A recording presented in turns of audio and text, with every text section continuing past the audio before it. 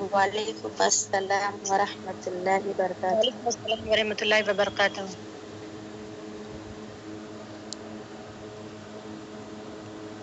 بسم اللہ الرحمن الرحیم۔ 20واں سبق۔ ہر سبق کی طرح اس سبق میں انشاءاللہ 5 باتیں پڑھی جائیں گی۔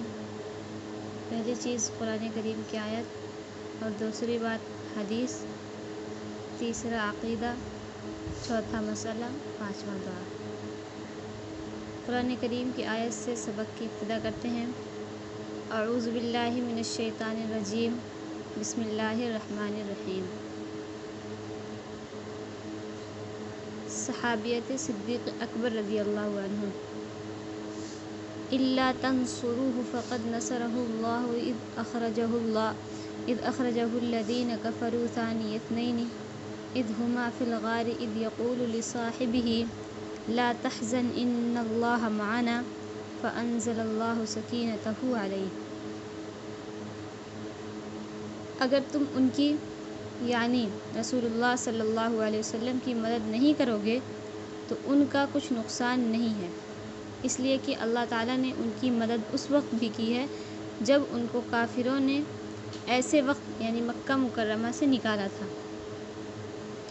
جب وہ 2 آدمیوں میں دوسرے تھے، جب وہ دونوں غار میں تھے، جب وہ اپنے ساتھی کو یہ کہہ رہے تھے کہ غم نہ کرو، اللہ ہمارے ساتھ ہے، چنانچہ اللہ نے ان پر اپنی طرف سے سکون قلب نازل فرمایا۔ اس آیت میں ہجرت کے واقعے کی طرف اشارہ ہے کہ جب مکہ سے مدینہ آپ صلی اللہ علیہ وسلم نے ہجرت کیا تو حضرت صلی اللہ علیہ وسلم صرف اپنے ایک ساتھی حضرت ابو بکر صدیق رضی اللہ عنہ کے ساتھ مکہ سے نکلے تھے اور 3 دن تک غار ثور میں چھپے رہے۔ مکہ مکرمہ کے کافر سرداروں نے آپ کی تلاش کے لیے چاروں طرف لوگ دوڑائے ہوئے تھے اور آپ کو گرفتار کرنے کے لیے 100 اونٹوں کا انعام مقرر کیا ہوا تھا۔ ایک مرتبہ آپ کو تلاش کرنے والے کھوجی غار ثور کے منہ تک پہنچ گئے اور ان کے پاؤں حضرت صدیق اکبر رضی اللہ عنہ کو نظر آنے لگے، جس کی وجہ سے ان پر گھبراہٹ کے آثار ظاہر ہوئے، لیکن حضور سرور دو عالم صلی اللہ علیہ وسلم نے اس موقع پر ان سے فرمایا تھا کہ غم نہ کرو، اللہ ہمارے ساتھ ہے۔ چنانچہ اللہ تعالیٰ نے غار کے دہانے پر مکڑی سے جالا تنوا دیا اور وہ لوگ اسے دیکھ کر واپس چلے گئے۔ اس واقعے کا حوالہ دے کر اللہ تعالیٰ کی طرف اشارہ فرما رہے ہیں کہ حضرت صلی اللہ علیہ وسلم کو کسی کی مدد کی ضرورت نہیں ہے، ان کے لیے اللہ تعالیٰ کی مدد کافی ہے، لیکن خوش نصیبی ان لوگوں کی ہے جو آپ کی نصرت کی سعادت حاصل کریں۔ اس آیت میں حضرت صدیق اکبر رضی اللہ عنہ کو صاحب یعنی صحابی کہا گیا ہے۔ اس سے بھی حضرت صدیق اکبر رضی اللہ عنہ کی صحابیت ثابت ہوتی ہے۔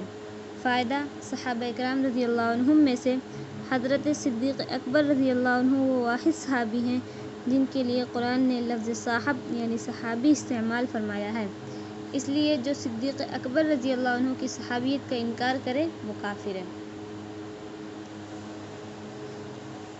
نمبر 2، حدیث، سنت نبوی اور سنت خلفائے راشدین کو تھامنے کا حکم۔ عن الارباد بن ساریہ رضی اللہ عنہ قال صلی بنا رسول اللہ صلی اللہ علیہ وسلم ذات یوم ثم اقبل علینا فوعظنا موعظة بلیغة ذرفت منها العیون ووجلت منها القلوب فقال قائل یا رسول اللہ کأن هذه موعظة مودع فماذا تعهد إلينا؟ فقال أوصيكم بتقوى الله والسمع والطاعة وإن عبدا حبشيا فإنه من يعش منكم بعدي فسيرى اختلافا كثيرا فعليكم بسنتي وسنة الخلفاء المهديين راشدين تمسكوا بها وعزوا عليها بالنواجذ وإياكم ومحدثات الأمور فإن كل محدثة بدعة وكل بدعة ضلالة۔ حضرت عرباد بن ساریہ رضی اللہ عنہ سے روایت ہے، فرماتے ہیں کہ حضور صلی اللہ علیہ وسلم نے ہمیں ایک دن نماز پڑھائی، پھر ہماری طرف متوجہ ہوئے اور ہمیں نہایت مؤثر انداز میں نصیحت فرمائی، جس سے ہماری آنکھوں سے آنسو جاری ہو گئے اور دلوں میں خوف پیدا ہو گیا۔ ایک شخص نے عرض کی، اے اللہ کے رسول، معلوم ہوتا ہے کہ یہ الوداعی نصیحت ہے، اس لیے آپ ہمیں کیا وصیت فرماتے ہیں؟ آپ صلی اللہ علیہ وسلم نے ارشاد فرمایا، تم کو وصیت کرتا ہوں کہ اللہ تعالیٰ سے ڈرتے رہو، اور تم کو مسلمان امیر کی اطاعت کا حکم دیتا ہوں اور اس کی باتوں کو سن کر بجا لانے کی وصیت کرتا ہوں، اگرچہ وہ امیر حبشی غلام ہو۔ تم میں سے جو شخص میرے بعد زندہ رہے گا وہ بہت سارے اختلاف دیکھے گا، ایسے وقت میں تم میری سنت اور میرے ہدایت یافتہ خلفائے راشدین کی سنت کو لازم پکڑنا اور اس پر مضبوطی سے قائم رہنا، اور دین میں نئی نئی باتیں یعنی نئے عقیدے اور نئے عمل پیدا کرنے سے بچتے رہنا، اس لیے کہ ہر نئی بات بدعت ہے اور ہر بدعت گمراہی ہے۔ اس حدیث میں نبی کریم صلی اللہ علیہ وسلم نے وصیت کی ہے کہ تم مسلمان امیر کی اطاعت کرنا، یعنی آپ صلی اللہ علیہ وسلم کے بعد جو امیر بنایا جائے، جو سردار بنایا جائے، اس کی اطاعت کرنا، اس کی بات کو ماننا، اور جو شخص میرے بعد زندہ رہے گا وہ بہت سارے اختلاف دیکھے گا، ایسے وقت میں تم میری سنت اور میرے ہدایت یافتہ خلفائے راشدین کی سنت کو لازم پکڑنا اور اس پر مضبوطی سے قائم رہنا، اور دین میں نئی بات نہ پیدا کرنا، یعنی دین میں جو باتیں آپ کو دین میں صحابہ اکرام سے ملیں گی بس اسی بات پہ عمل کرنا، اپنی طرف سے کوئی نئی بات نہ پیدا کرنا، یا عقیدے ہو یا نیا عمل ہو پیدا کرنے سے بچتے رہنا، اس لیے کہ ہر نئی بات بدعت ہے اور ہر بدعت گمراہی ہے۔ نمبر 3، خلافت راشدہ و مقام صحابہ رضی اللہ عنہ۔ حضور صلی اللہ علیہ وسلم کے بعد اس امت کے خلیفہ اول بلا فصل حضرت ابو بکر صدیق، دوسرے حضرت عمر فاروق، تیسرے حضرت عثمان غنی اور چوتھے حضرت علی المرتضیٰ رضی اللہ عنہم ہیں۔ ان چاروں کو خلفائے راشدین اور ان کے زمانے خلافت کو خلافت راشدہ کا دور کہتے ہیں۔ 4 صحابی ہیں، سب سے پہلے حضرت ابو بکر صدیق، پھر حضرت عمر فاروق، پھر حضرت عثمان غنی اور چوتھے حضرت علی المرتضیٰ رضی اللہ عنہم۔ ان چاروں کو خلفائے راشدین کہتے ہیں، اور جو ان کا زمانہ ہے اس کو خلافت راشدہ کا دور کہتے ہیں۔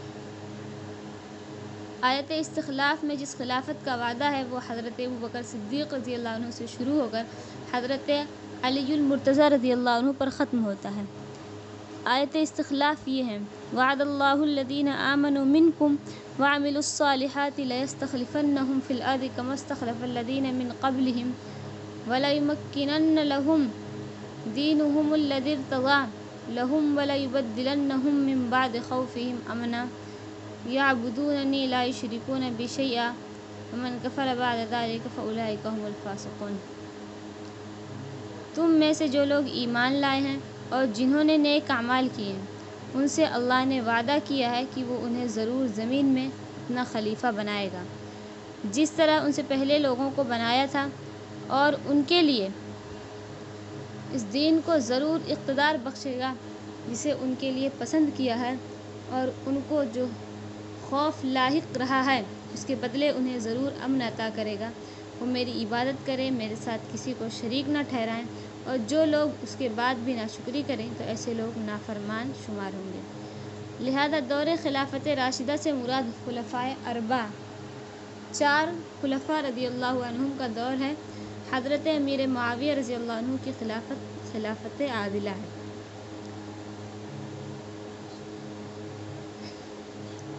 ترتیب مراتب صحابہ رضی اللہ عنہ۔ انبیاء اکرام علیہم السلام کے بعد انسانوں میں سب سے اعلیٰ ترین درجہ اور مقام صحابہ اکرام رضی اللہ عنہم اجمعین کا ہے، اور ان میں بھی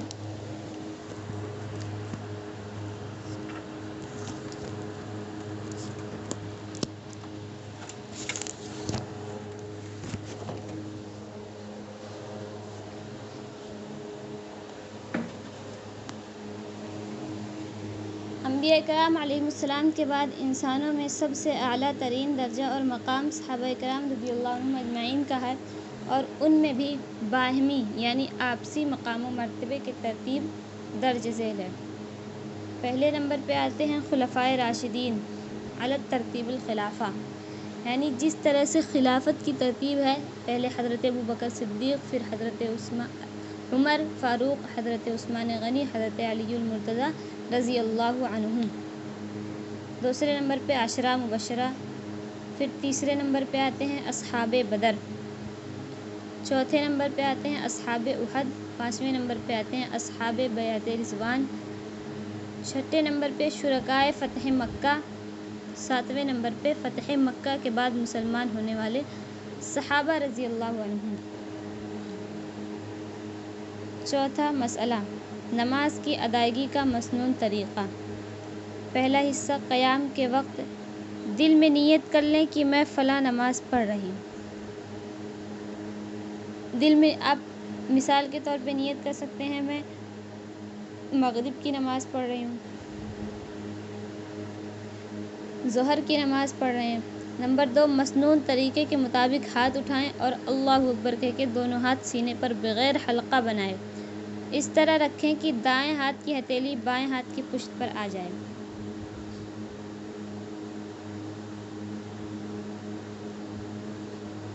نمبر 3، پہلی رکعت میں سبحانک اللہم و بحمدک و تبارک اسمک و تعالی جدک و لا الہ غیرک پڑھیں۔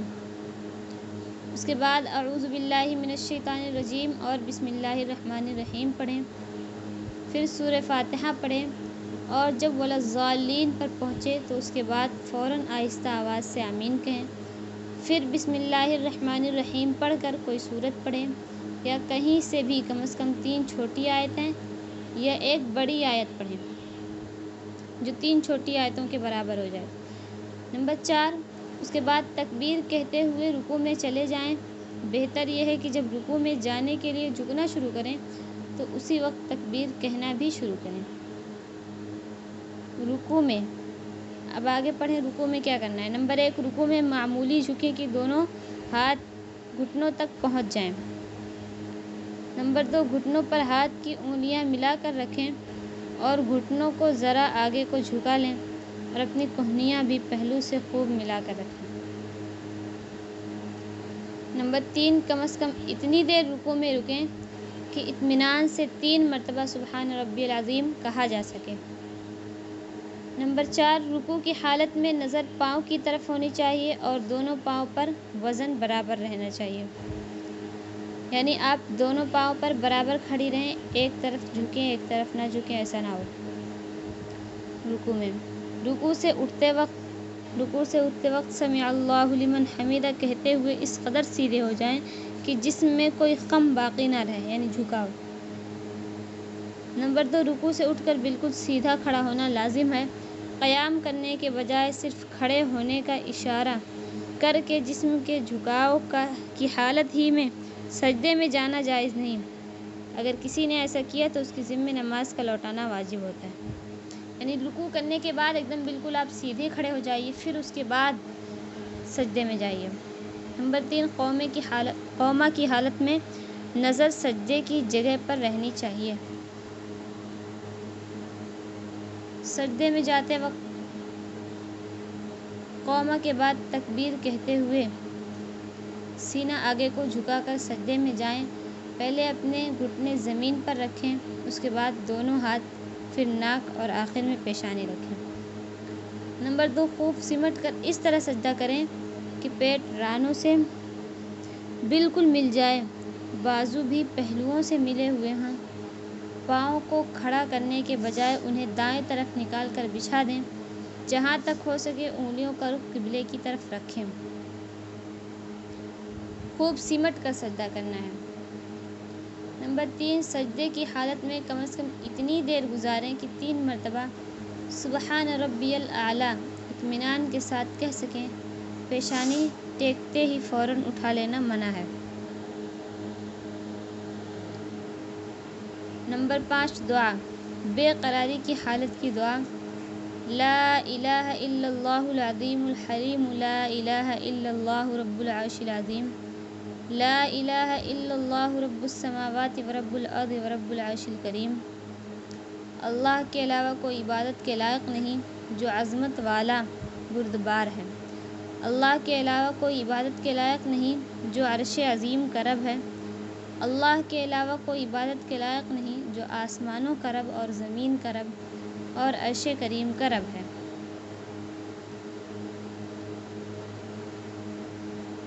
یہ بے قراری کی حالت کی دعا ہے۔ لا الہ الا اللہ العظیم الحلیم، لا الہ الا اللہ رب العرش العظیم، لا الہ الا اللہ رب السماوات ورب الارض ورب العرش الکریم۔